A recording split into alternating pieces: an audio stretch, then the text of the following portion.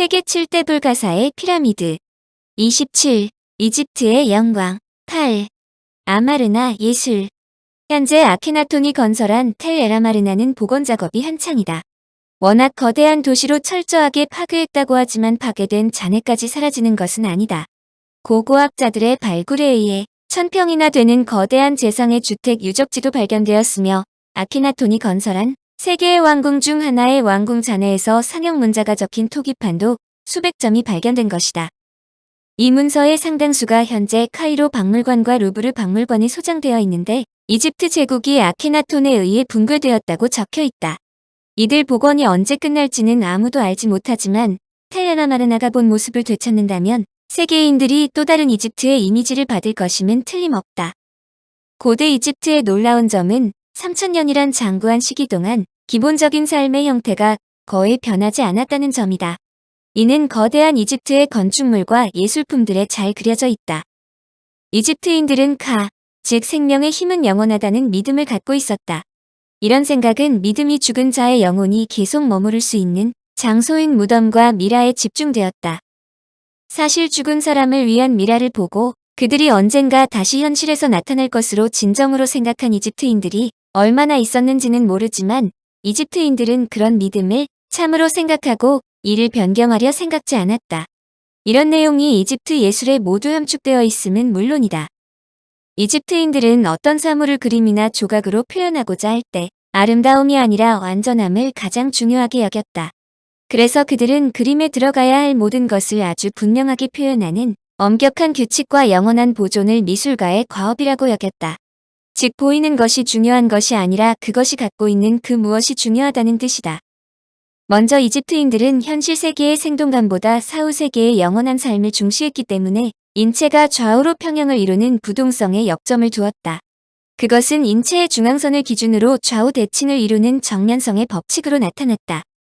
다음으로 이집트인들은 대상을 상세하게 표현하기보다 대상의 본질적인 면을 강조했다.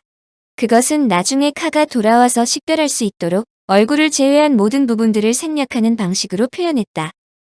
이집트인들은 하나의 고정된 시점보다 여러 시점에서 대상을 파악해 눈에 보이는 그대로 묘사하기보다 대상을 완전하게 표현하는 데 역점을 두었다. 즉 이집트인들은 인물의 특징을 최대한 살리기 위해서 부분을 각각 떼어서 분리한 후 다시 종합적으로 표현하는 방식을 추구했다. 한마디로 초상화와 조각상의 인체를 엄격한 공식에 따라 묘사했다는 뜻이다.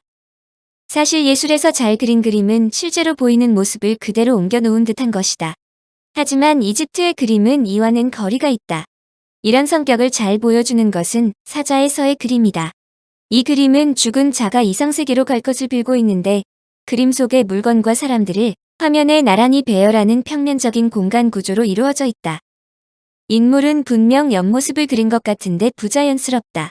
얼굴은 측면, 몸은 정면, 발은 다시 측면으로 두 발은 엄지발가락을 앞쪽으로 드러나게 그렸다. 이는 단순히 눈에 보이는 대로 그리는 것이 아니라 체계적인 규칙을 적용하여 그린 것이다. 헤즈레의 초상은 이집트인들의 생각이 인체의 표현에 어떻게 적용되었는지 잘 보여준다. 머리는 측면에서 볼 때 가장 쉽고 정확하게 볼 수 있기 때문에 옆모습을 그렸다. 그리고 사람을 볼 때 가장 먼저 눈을 보는 경우가 많기 때문에 이 그림은 측면 얼굴의 정면에서 바라본 눈이 그려져 있다. 또한 이집트인들은 양쪽 발의 시각화를 가장 어려워했는데 이 그림은 엄지발가락에서 위쪽으로 연결되는 발의 윤곽선을 분명하게 그렸다. 네바무는 기원전 1400년경에 살았던 인물로 서기관 겸 공무를 관리하는 재상이다. 그의 무덤에 그려진 벽화에서 왕족이 아닌 일반 상류층의 생활상과 뇌세관을 엿볼 수 있다는데 학계의 주목을 받았다. 네바문의 정원은 바문이 생전에 살아가는 데 필요한 것들을 무덤의 벽에 그려놓은 작품인데 이집트인의 엄격한 규칙을 잘 보여준다. 프레스코 기법으로 그린 작품으로 그림 중앙에 있는 오리와 물고기의 몸은 모두 측면이지만 눈은 정면을 바라보고 있다.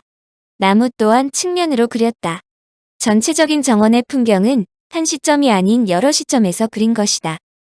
나무들의 생김새와 특징은 측면에서 보았을 때 명확하고 연못의 형태는 위에서 보았을 때 분명하게 나타난다. 또한 연못에는 오리와 물고기 등이 논이고 있고 열매를 매단 나무들이 연못을 중심으로 둘러서 있다. 이집트인들은 나무는 측면, 연못은 위에서 내려다 본 것, 연못 속에 있는 물고기와 새들은 옆모습을 그림으로써 모든 사물의 특징들이 잘 나타난다고 생각했다. 이집트 색채도 회화적 구성 요소들을 선별하는 상징적인 모방 원리에 따랐다. 이집트의 고유한 채색 염료들은 염료 자체가 도발적이거나 어두침침한 분위기를 자아내는데, 흰색은 피부 색조를 교정해 주었고, 빨간색은 뺨의 생기를 돌게 하였으며, 푸른색은 이마를 강조했다. 신성을 나타내거나 검정과 초록색처럼 생명의 색채를 대신하는 색들도 구사했다. 이들 지식은 3000년 동안 거의 변하지 않았다. 한마디로 장인들의 전통을 통해 계속 전해졌다.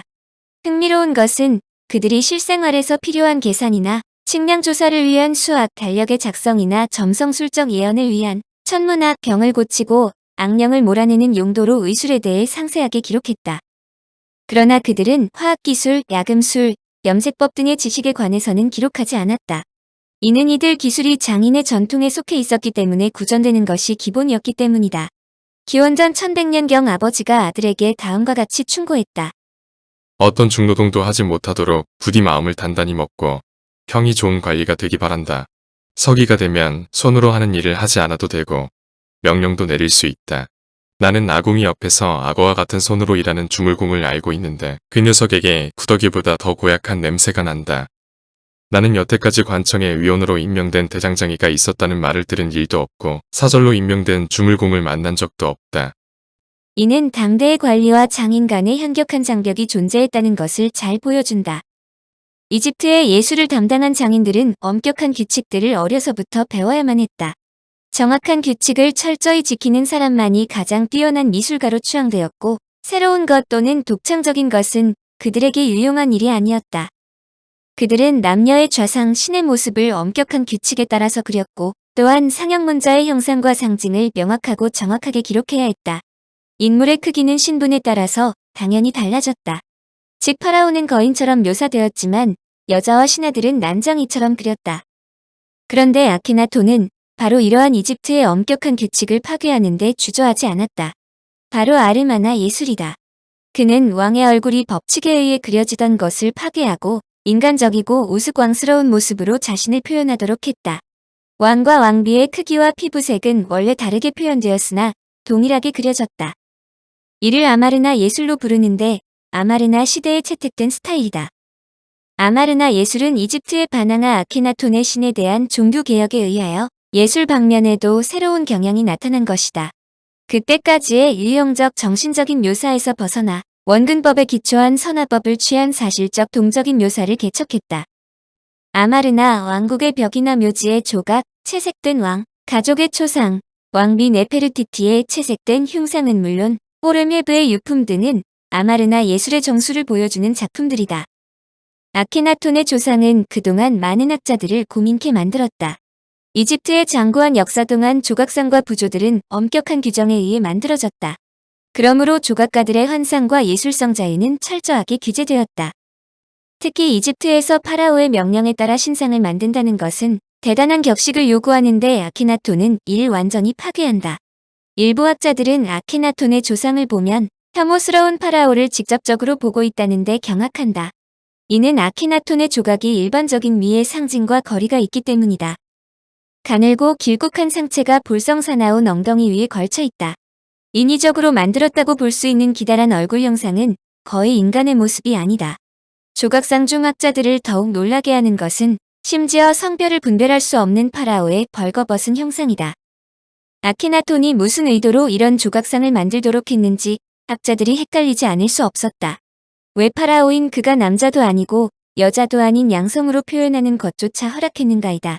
이 질문에 대해 19세기 베를린의 고고학자 리하르트 랩시우스 박사는 아케나톤이 여자일지도 모른다는 충격적인 발언을 했다. 한편 일부 프랑스 학자들은 그가 거세된 남자라고 말했다. 그의 특이한 머리 형태는 뇌수종병에 걸린 것으로도 추정된다. 글에 나온 설명은 아케나톤이 이들 조각상을 아버이자 동시에 어머니로 표현하려 했기 때문에 두드러진 성기의 묘사를 피했다는 것이다. 이에 따르면 그는 남자도 아니고 여자도 아니기를 원했으므로 두 가지를 원했다는 설명이다. 실제로 이집트에 존재하는 모든 남성과 여성신은 이 신처럼 하나였다는 뜻이다. 이러한 변형된 형상은 조각상의 모범이 되었는데 이집트 사상 가장 아름답다는 네페르티티 조각상 역시 아름답지 않은 모습으로 조각된 것이 많이 있다. 신전에 있는 500여 개의 네페르티티의 조각상도 아름답지 않은 모습으로 그렸는데 이는 엄격하게 전승된 규정에 의해 제식을 거행해야 하는 제사장의 권위에 도전하는 것이다. 청취자에게 원하는 것은 1. 구독 2. 좋아요